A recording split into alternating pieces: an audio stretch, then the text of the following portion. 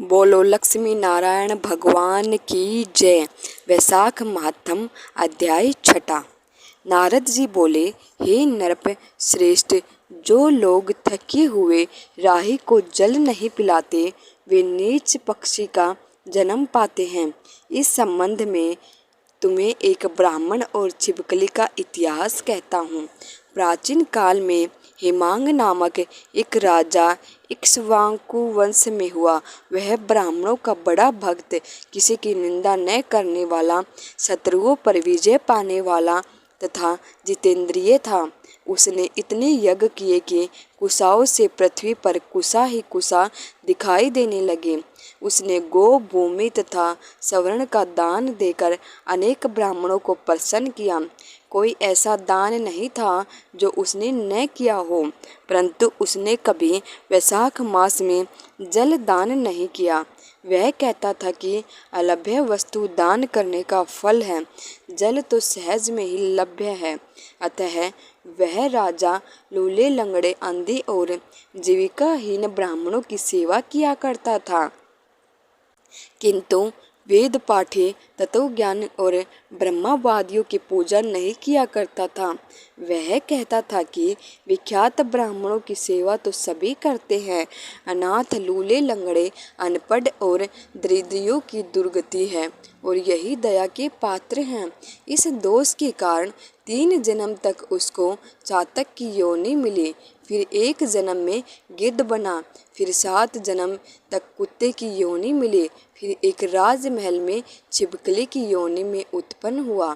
इस प्रकार उस राजा को मिथिलापुरी के राजा श्रुतिकीर्ति के घर छिपकली बनकर द्वार की चौखट पर कीड़ों का भक्षण करते हुए 87 वर्ष बीत गए। एक समय श्रुति देव ऋषि भूखे प्यासे दोपहर के समय मार्ग के थके हुए मिथिलापति के घर गए। राजा ने खड़े होकर उनका बड़ा आदर सत्कार किया, मधुपर्क आदि करके पूजन किया और उनके चरण धोकर अपने माथे पर उस जल को छिड़का। देव योग से उस जल की एक बूंद छिपकली पर भी पड़ गई। उस जल के पड़ते ही उसको अपने पूर्व योनियों के जन्म का ज्ञात हो गया और हाय हाय कहने लगा, हे ब्राह्मण देवता, मेरी रक्षा करो, मेरी रक्षा करो। छिपकली के ऐसे वचन सुनकर श्रुति देव को बड़ा आश्चर्य हुआ और कहने लगे, तू कौन है? क्यों इतना विलाप करती है? अतः तू अपना सब वृतांत मुझे कह, मैं तुझे इस योनि से मुक्त करूँगा। यह वचन सुनकर वह छिपकली कहने लगी, हे ब्राह्मण, मैं इक्ष्वाकु कुल में उत्पन्न हुआ, वेद शास्त्रों का ज्ञाता था। मैंने अनेक गोदान और यज्ञ किए तथा बहुत से कुएं, तालाब और बावड़ी बनवाई, अनेकों दान किए और धर्मपूर्वक राज्य भी किया, तो भी मुझे स्वर्ग न मिला। 3 जन्म तक चातक और 1 जन्म में गिद्ध और 7 जन्म में कुत्ते की योनि रहा और अब इस छिपकली की योनि में हूँ।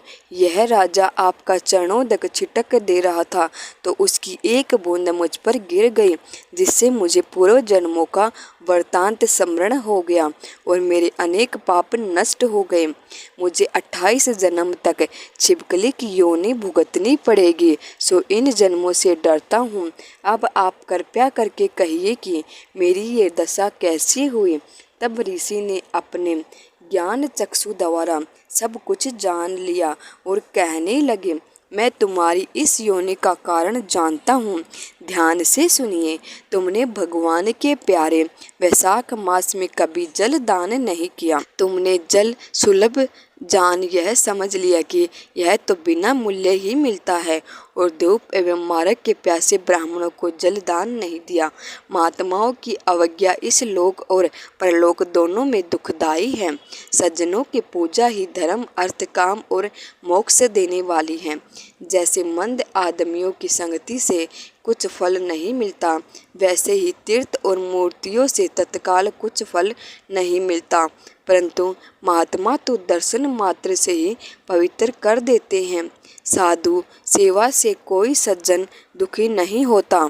न तो तुमने जल दान किया, न साधुओं की सेवा की, इसी कारण तेरी यह दुर्गति हुई। अब मैंने जो वैशाख में पुण्य किया है वह तुझे दूंगा, उसी के फल से तेरी शांति होगी। इससे तेरे भूत, भविष्य और वर्तमान तीनों कालों के कर्मों के संस्कार दूर हो जाएंगे। यह कहकर ऋषि ने जल स्पर्श कर एक दिन के वैशाख स्नान का फल उसको दे दिया। जल के छींटे लगते ही वह सब पापों से मुक्त होकर दिव्य रूप को छिपकली का रूप त्याग कर ऋषि के आगे हाथ जोड़कर परिक्रमा करके आज्ञा लेकर स्वर्ग को चला गया और 10,000 वर्षों तक सुंदर भोगों को भोग कर इक्ष्वाकु वंश में ही महाप्रभावशाली काकुस्थभ नाम से उत्पन्न हुआ और 7 द्वीप पृथ्वी का राज्य कहने लगा। वह न्यायपूर्वक राज्य करता था। एक दिन वरिष्ठ मुनि उसके राज्य में आए। उन्होंने उसे वैशाख मास के समस्त धर्म कर्म भी बतलाए। तब राजा ने मुनि के बताए अनुसार सभी कृत्य किए और सब पापों से छुटकारा पाकर विष्णु की सायुज्य से मुक्ति प्राप्त की। यह वैशाख मास सब फलों को देने वाला है।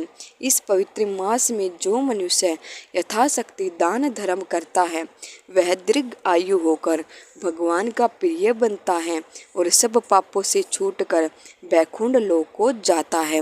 बोलो लक्ष्मी नारायण भगवान की जय।